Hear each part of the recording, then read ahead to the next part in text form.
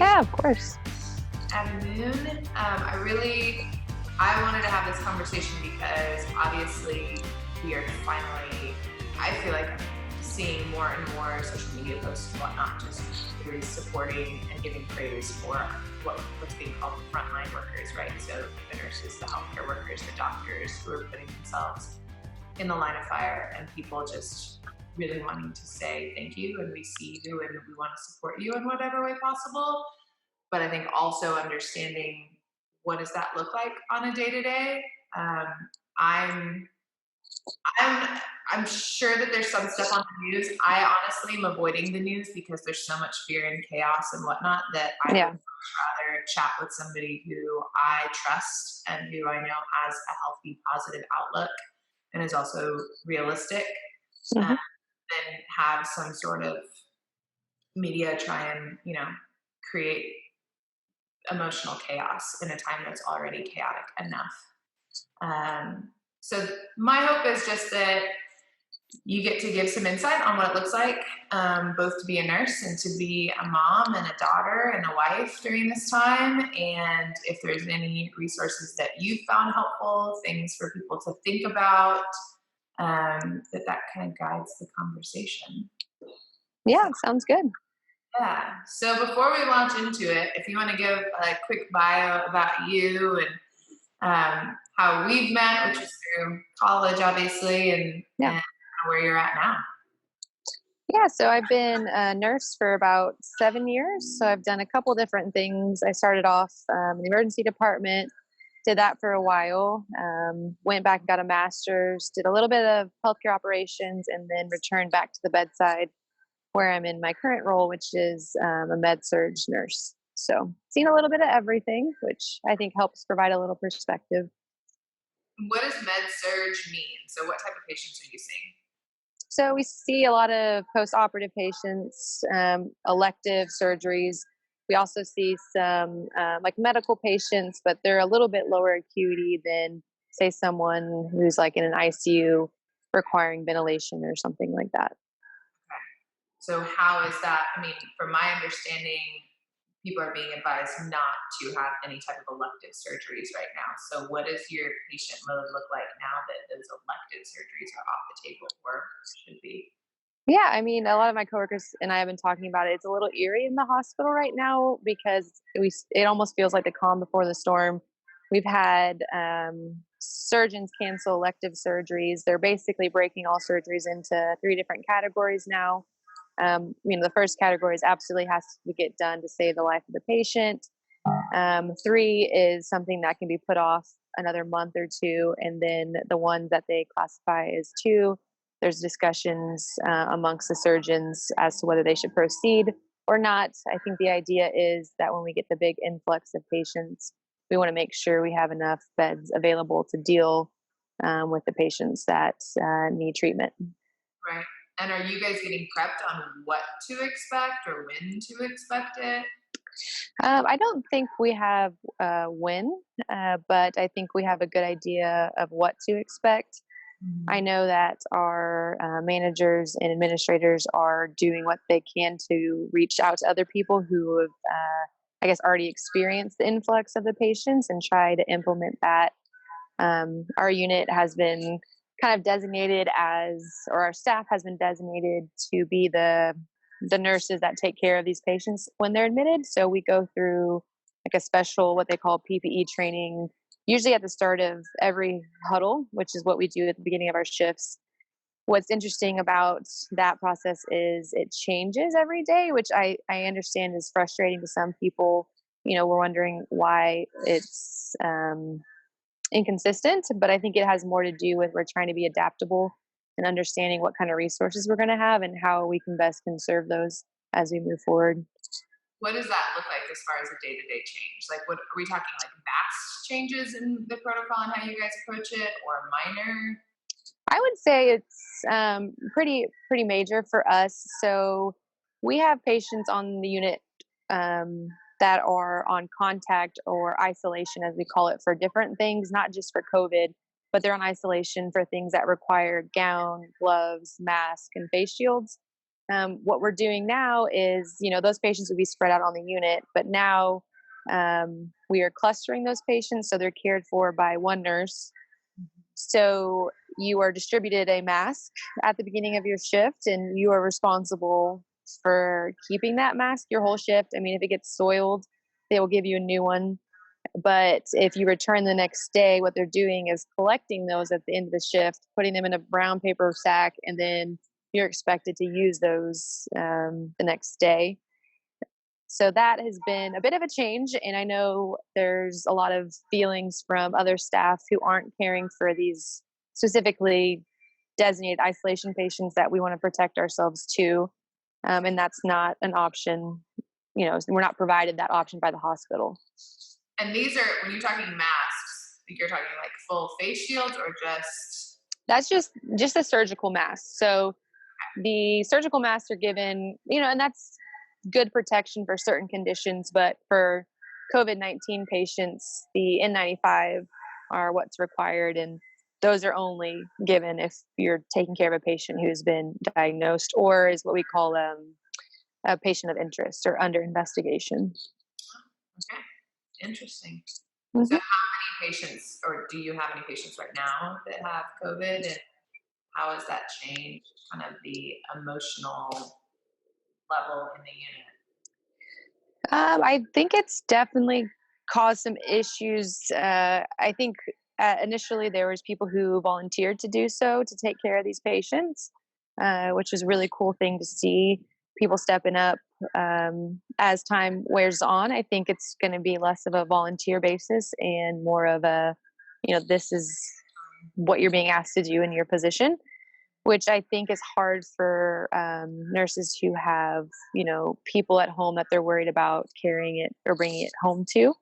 Young, healthy people are the best vectors for COVID. So I think people are worried about bringing it home, or nurses who are pregnant or have some sort of compromised immune system.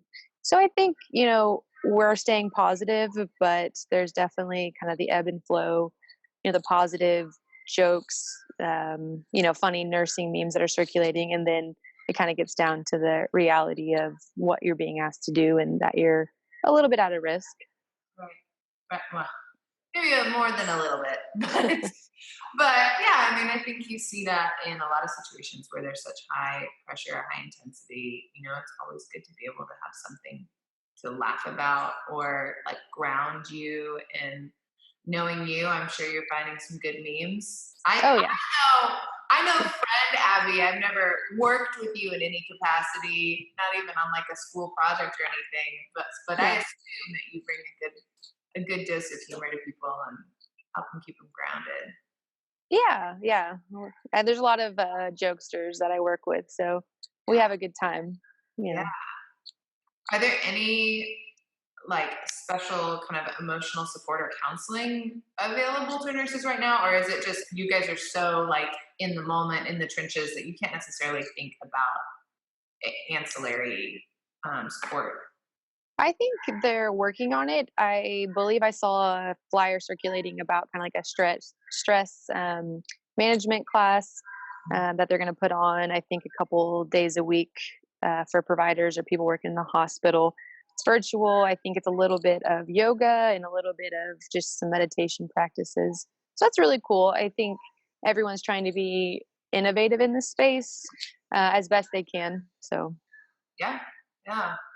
Well, one of the things that you and I have chatted about, and not that much because I think we've both just been so busy trying to figure out how to respond in our respective areas of influence, but how to support healthcare workers or the frontline workers, who go home to families, right? And what does that look like right now? Because one of the things that you brought to my attention that was starting to bubble up just from families that we had already been working with is like, what do you do for the nurses, the doctors, the fire department, the whatnot, who have to go to work and provide for their community, but now have kids at home that are having to do distance learning. So what are you seeing as far as nurses and healthcare workers dealing with that? What are the solutions that they're coming up with? We don't have a perfect solution. I'm like crowdsourcing now the solution to try and see if somebody can figure something out, especially for the ones with little ones. Yeah. Little ones. But what are you seeing as far as how healthcare workers are managing all of it? I think there hasn't been like a one size fits all solution. I think it's very dependent on the situation. I think there's kind of two groups. So a lot of nurses work night shift that have kids, that are school aged because it just works better for them. They get off in time to take them to school, can sleep while they're at school, and then, um, pick them up from school. So I think the issue for them is they feel since they're sleeping all day when their kids are home, they are worried about them having enough kind of direction. They're real hesitant to kind of be very structured with their kids during this time, but they're more concerned about just them having a couple things to do to kind of keep their attention during the day. The nurses and doctors that work day shift, they talk a lot about how they're grateful for some of the activities that they've been given from the different school systems, but how they have to go home and check it. And I was joking with a doctor the other day because he said he's like, I have no idea how to do this stuff anymore. So I think just good resource would be someone who could look over some of the work that they're doing or just offer like check-ins to see how they're doing. I think has been the best support for. I'm gonna have to give you some beyond education flyers. Start passing these things out. But no, I Yeah. mean that's what we're trying to do and trying to help families who are transitioning to distance learning and parents Yeah. feeling overwhelmed because they obviously didn't opt to homeschool their kids, and now they're being forced to, and so trying to evolve into that new role, but also exactly the point you brought up. Like, it's hard to check something when you don't know the material, Yeah.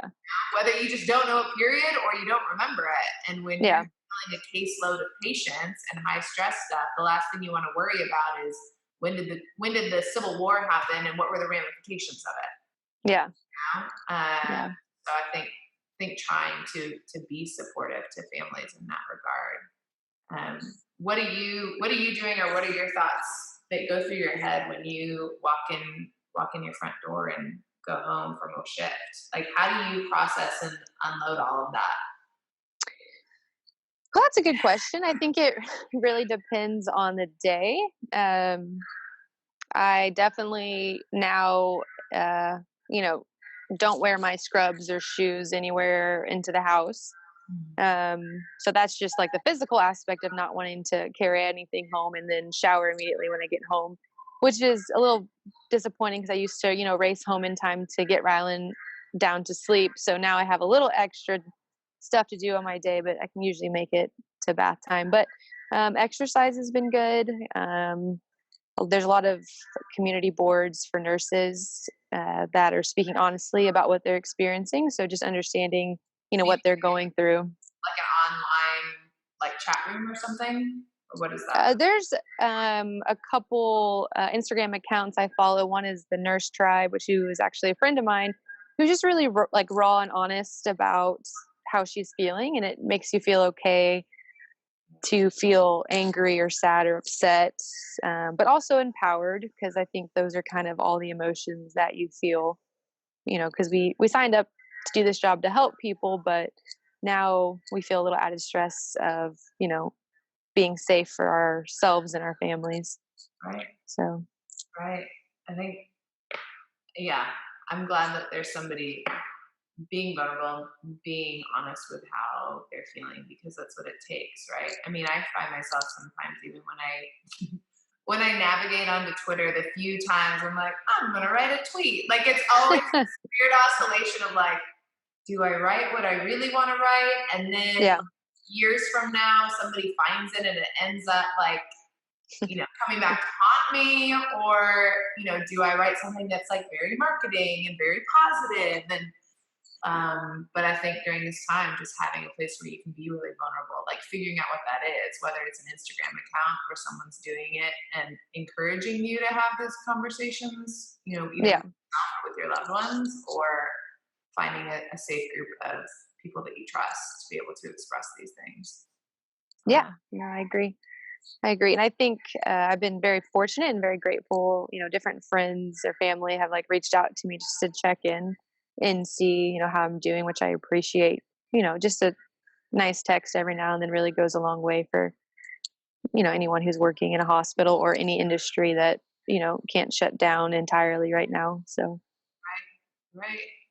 Well, what are things that people can do for just nurses at large as well? I mean, obviously, people who have your phone number, I can text you, but for those who want to help, who may not have a phone number, what are the best things?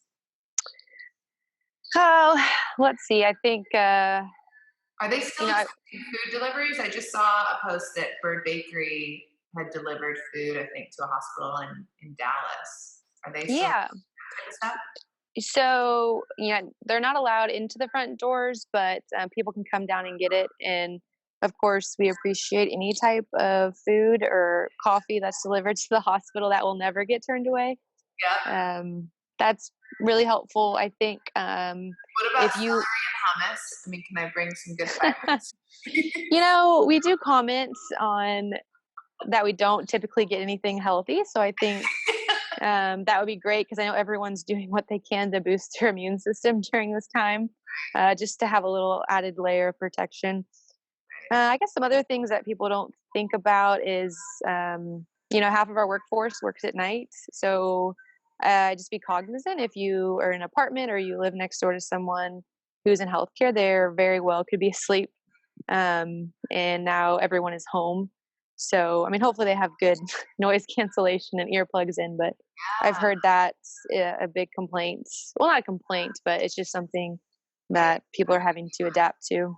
I didn't So, even think about that. Yeah. I mean, now everybody's home. Wow. So maybe go and donate some noise canceling headphones, yeah. whatnot, for all those people who are doing their hit workouts in their apartment.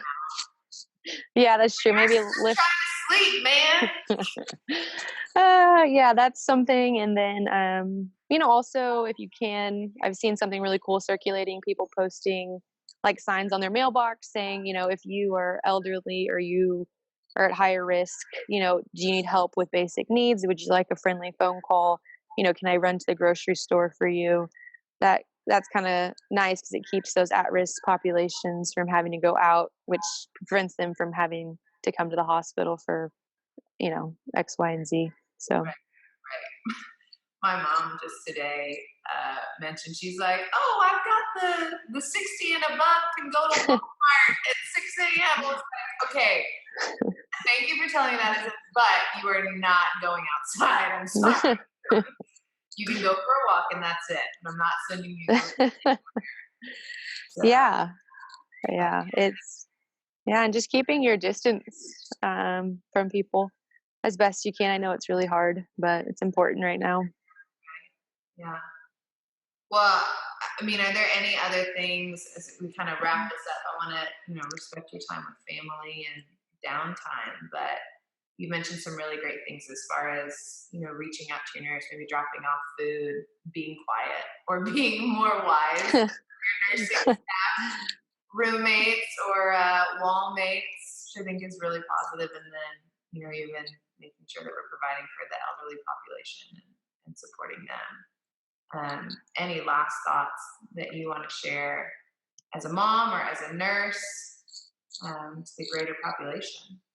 I would just say that, we're going to get to the other side of this, and try to be patient with people. I think clearly it's uncharted for everyone. So I think folks are a little on edge or a little scared, which can cause them to act certain ways or be desperate, but just try to give them some grace and, and put some positivity or as much as you can out into the world. So, I know one of the things that I've had to do with my mom and my boyfriend is tell them you're not allowed to watch the news. Like, yeah, you can watch a headline, but we are not having the news on 24 hours a day. yeah, it's very I smart. feel within myself like a very palpable anxiety that starts to churn and come up, and now it's affecting every one of my decisions, and I can't sleep and whatnot. And so I'll start to see that come up in them. So I think find anywhere where you can disengage. I mean, stay informed, obviously. I try and stay wise of when the White House is giving one of their press conferences, but other than that, like, turn the news off. Go Yeah, for it. no, I agree. Cause I mean, it does bring some educational stuff, but it's still sensationalized, so it does kind of cause a heightened sense of fear that's maybe not super necessary at this point in time. Mhm. Yeah, absolutely. Go make some cookies and drop them off at a hospital. That's a better use of your time. Watch it, or hummus plate. Yes, hummus. Super fibrous, or vitamin C, Orange juice. Orange juice, fresh pressed orange juice. That's what we all need to be doing. That's what I want to see start flying off the shelves. Leave the toilet paper, go for the oranges. Let's run. I love it. I love it. Which, by the way, I have to go for a toilet paper restock in like a week or two, and I'm really hoping somebody's gonna have some. Yeah, we're counting squares over here, so. Okay. Well, thanks, Abby, for your time. I really appreciate it, and I think there were a lot of good insight and ways that we can help our healthcare community for sure. Yeah, thank you, and thank you for what you guys are doing as educators and getting some virtual stuff going for those who need it.